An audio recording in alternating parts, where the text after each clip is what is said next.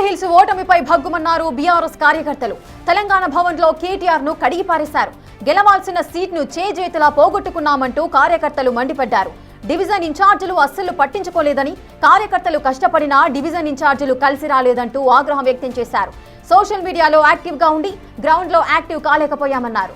నవీన్ యాదవ్ ను రౌడీగా కేటీఆర్ ప్రచారం చేయడం మైనస్ అయిందన్నారు కార్యకర్తలు. కార్యకర్తల సలహాలు సూచనలను ఎవరూ పట్టించుకోలేదంటూ జూబ్లీహిల్స్ లో ఓటమికి కారణాలను కుండబద్దలు కొట్టినట్టుగా చెప్పారు బీఆర్ఎస్ కార్యకర్తలు. కార్యకర్తల తీరుతో అవక్కయ్యారు కేటీఆర్. ఎక్కడ పోగొట్టుకున్నామో అక్కడే వెతుక్కుందామంటూ సర్ది చెప్పారు.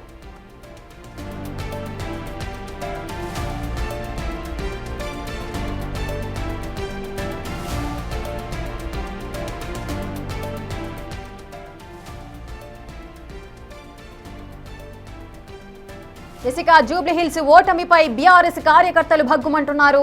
తెలంగాణ భవన్ లో కేటీఆర్ ను కడిగి పారేశారు. గెలవాల్సిన సీట్ను చేజేతులా పోగొట్టుకున్నామంటూ కార్యకర్తలు ఆవేదన వ్యక్తం చేశారు. డివిజన్ ఇన్ఛార్జీలు అస్సలు పట్టించుకోలేదని, కార్యకర్తలు కష్టపడినా కూడా డివిజన్ ఇన్ఛార్జీలు కలిసి రాలేదంటూ కూడా వారంతా ఆగ్రహం వ్యక్తం చేశారు. అటు సోషల్ మీడియాలో యాక్టివ్ గా ఉన్న గ్రౌండ్ లో యాక్టివ్ కాలేకపోయామని చెప్పారు. నవీన్ యాదవ్ ను రౌడీగా కేటీఆర్ ప్రచారం చేయడం కూడా మైనస్ అయ్యిందంటూ కూడా కార్యకర్తలు చెప్పారు. కార్యకర్తల సలహాలు సూచనలు ఎవరూ పట్టించుకోలేదంటూ తమ ఆవేదన వ్యక్తం చేశారు. జూబ్లీహిల్స్ లో ఓటమికి కారణాలను కుండబద్దలు కొట్టినట్టుగా కార్యకర్తలు కేటీఆర్ కు చెప్పారు. కార్యకర్తల తీరుతో ఒక్కసారిగా కేటీఆర్ అయితే అవక్కయ్యారు. ఎక్కడ పోగొట్టుకున్నామో అక్కడే వెతుక్కుందామంటూ కూడా సర్ది చెప్పారు కేటీఆర్.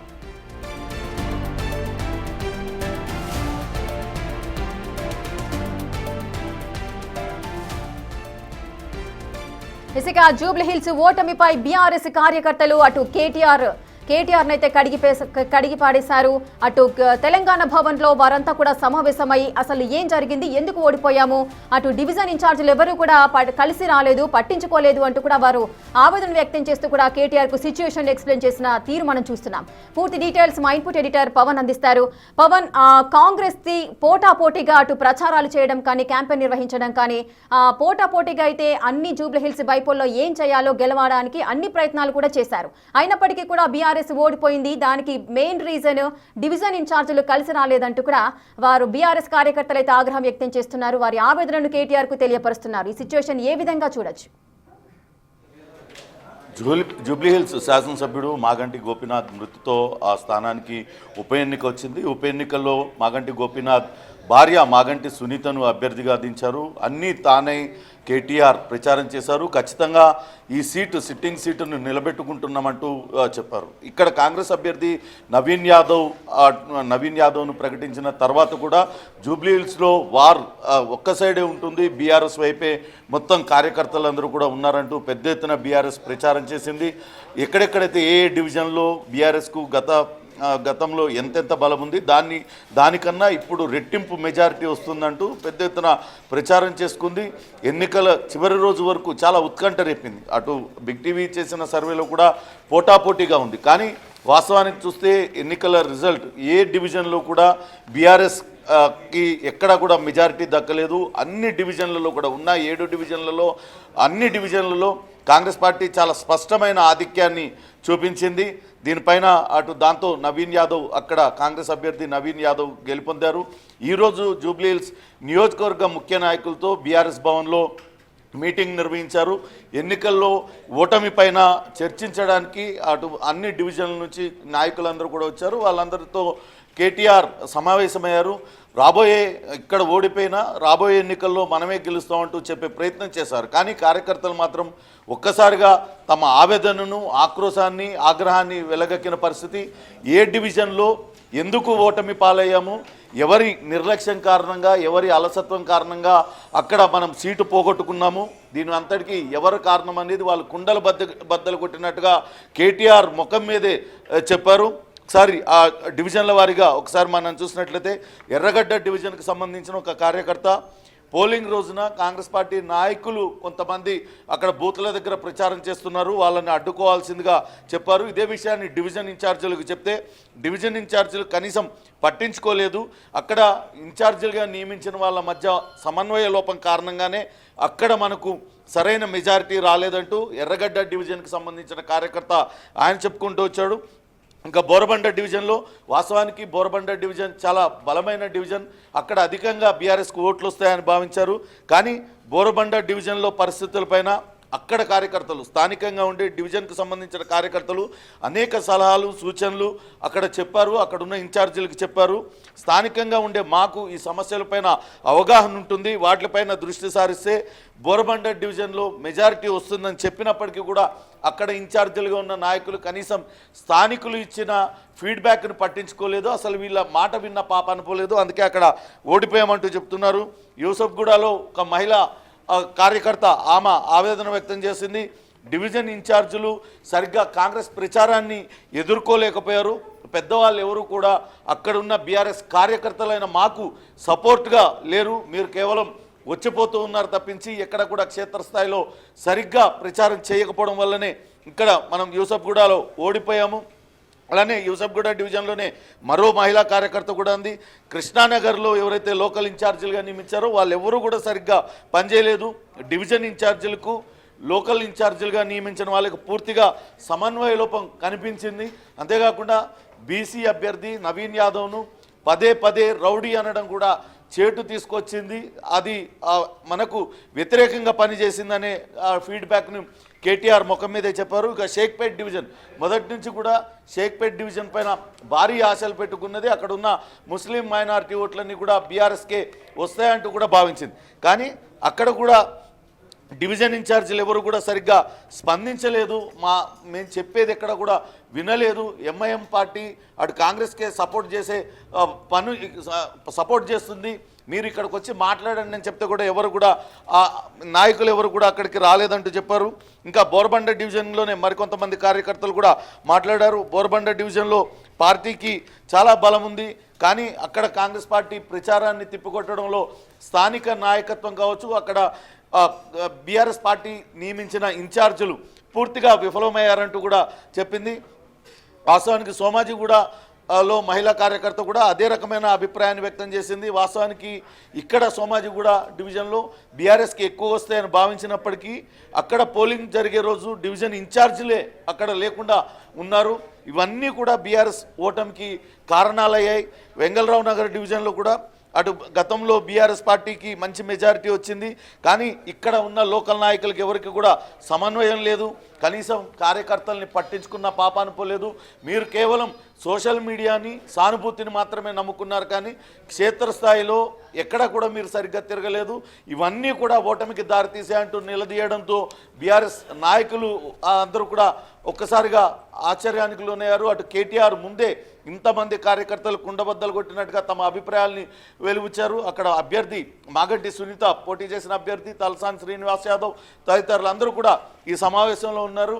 వెంటనే కేటీఆర్ వాళ్ళందరినీ సముదాయించే ప్రయత్నం చేశారు. ఎక్కడ పోగొట్టుకున్నామో అక్కడే తిరిగి గెలుద్దాం, ఖచ్చితంగా రాబోయే జిహెచ్ఎంసీ ఎన్నికలకు ఇప్పటి నుంచే సిద్ధమై ఈ డివిజన్లన్నింటినీ కూడా తిరిగి కైవసం చేసుకుందామంటూ ఆయన సర్ది చెప్పే ప్రయత్నం చేశారు. కానీ ఒక ఎమ్మెల్యే అభ్యర్థినే మనం ఇప్పుడు గెలిపించుకోలేకపోయాం. అన్ని డివిజన్లలో కూడా కాంగ్రెస్ పార్టీ స్పష్టమైన మెజారిటీ సాధించింది. ఇంకా కూడా కళ్ళు తెరవకుండా కేవలం సోషల్ మీడియానో లేకుంటే మరొకటో నమ్ముకుంటే కాదు, క్షేత్రస్థాయిలో పని చేయాల్సిన అవసరం ఎంతైనా ఉందంటూ అటు కార్యకర్తలు అయితే కుండబద్దలు కొట్టినట్టుగా చెప్పారు. దాంతో అటు తిరిగి మరోసారి ఈ సమావేశం కొనసాగిద్దామంటూ జిహెచ్ఎంసీ ఎన్నికలు ఎట్లా సన్నద్ధం కావాలి, జిహెచ్ఎంసీ ఎన్నికల్లో ఏ రకమైన వ్యూహంతో ముందుకెళ్లాలంటూ వాళ్ళందరికీ సర్ది చెప్పి అక్కడి నుంచి పంపించేసిన పరిస్థితి. మొత్తం మీద అటు మొదటి నుంచి చెప్తూ వస్తున్నారు, బీఆర్ఎస్లో కేటీఆర్ వ్యవహార శైలితోనే పార్టీకి నష్టం జరుగుతుంది.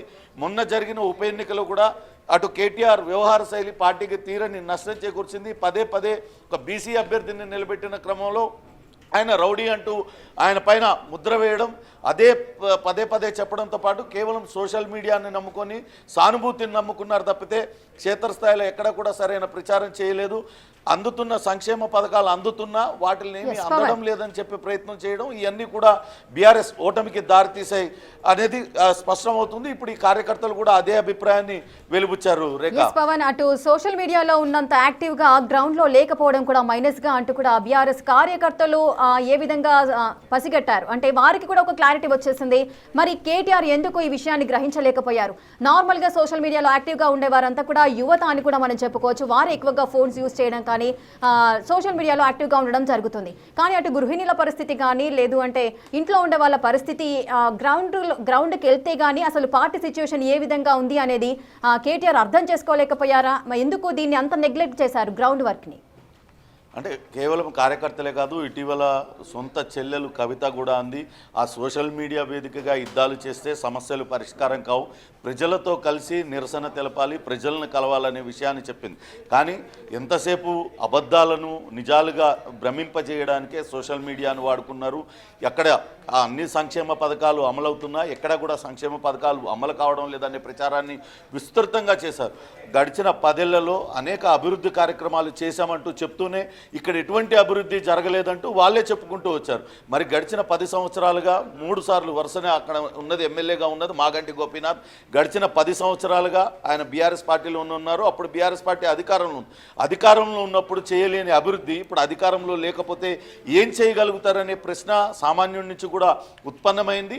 ఇవన్నీ కూడా ఇటువంటి సోషల్ మీడియా విష ప్రచారమే వాళ్లకు ఎదురు తిరిగింది. దాంతోనే వాళ్ళు కేవలం సోషల్ మీడియా ప్రచారాన్ని, సానుభూతి ఓట్లని మాత్రమే నమ్ముకున్నారు. కానీ క్షేత్రస్థాయిలో కాంగ్రెస్ పార్టీ మాత్రం అమలు చేస్తున్న సంక్షేమ పథకాలు, గడిచిన 10 ఏళ్లలో నియోజకవర్గం అభివృద్ధి పైన ఎటువంటి అబద్ధాలు చెప్పారు, ఎందుకు నియోజకవర్గం అభివృద్ధి కాలేదు, రాబోయే రోజుల్లో కాంగ్రెస్ పార్టీ అభ్యర్థి గెలిస్తే నియోజకవర్గంలో చేపట్టబోయే అభివృద్ధి పనులకు సంబంధించి పూర్తిగా ప్రజలకు అర్థమయ్యేలా వివరించడంతోనే అక్కడ కాంగ్రెస్ పార్టీ విజయం సాధించిందనేది స్పష్టమవుతుంది.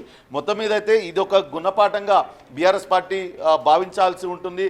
కార్యకర్తలు కూడా కుండబద్దలు కొట్టినట్టు కేటీఆర్ ముఖం మీదనే అటు హైదరాబాద్ జిల్లా అధ్యక్షుడిగా ఉన్న ప్రస్తుతం వ్యవహరిస్తున్న తలసాని శ్రీనివాస్ యాదవ్ ముందే నేతల మధ్య సమన్వయం లేదు, నాయకులు సమన్వయ లోపమే బీఆర్ఎస్ పార్టీకి నష్టం చేకూర్చింది, సోషల్ మీడియా విష ప్రచారం అంతా కూడా తిప్పికొట్టింది అనేది చాలా స్పష్టంగా వాళ్ళు కుండబద్దలు కొట్టినట్టుగా చెప్పారు. పవన్, మరి ఇప్పుడు కేటీఆర్ ఏం చేయబోతున్నారు? ఏ విధంగా ముందుకు వెళ్లే అవకాశాలు ఉన్నాయి? దిద్దుబాటు చర్యలు ఏ విధంగా ఉండబోతున్నాయి? అయితే ఇప్పుడైతే ఇంకా నియోజకవర్గానికి సంబంధించి వాళ్ళు ఓటమి పాలయ్యారు. రాబోయే రోజుల్లో రేపు ఫిబ్రవరికి అటు జిహెచ్ఎంసీ పాలక మండలి గడువు ముగుస్తుంది, జిహెచ్ఎంసీ ఎన్నిక జరగబోతుంది. అట్లనే అటు స్థానిక సంస్థల ఎన్నికలు కూడా ముంచుకొస్తున్న తరుణంలో ఖచ్చితంగా వాటిపైన దృష్టి పెట్టాల్సిన అవసరం ఉంది. ఇప్పుడు కార్యకర్తలందరూ కూడా అదే చెప్తూ ఉన్నారు. రాబోయే రోజుల్లో అటు జిహెచ్ఎంసీ ఎన్నికలపైన ఇప్పటి నుంచే సిద్ధమవుతూ ఉందామంటూ చెప్తూ ఉన్నారు. కానీ ఏ రకంగా సిద్ధం కావాలి, నేతల మధ్య సమన్వయం ఎవరు సరిచేయాలి అనేది ఇప్పుడు కార్యకర్తలు అడుగుతున్న ప్రశ్న. కార్యకర్తలు చాలా బలమైన కార్యకర్తలు క్షేత్రస్థాయిలో ఉన్నారు, వాళ్ళందరూ కూడా పనిచేయడానికి సిద్ధంగా ఉన్నారు. కానీ అక్కడికి వచ్చిన నేతలందరూ కూడా అక్కడున్న స్థానిక కార్యకర్తలను పట్టించుకోకుండా ఇష్టారాజ్యంగా వ్యవహరించడం వల్లనే ఇదంతా కూడా జరుగుతుందంటూ చాలా స్పష్టంగా చెప్పిన నేపథ్యంలో ముందుగా నేతలను సమన్వయపరచాలి.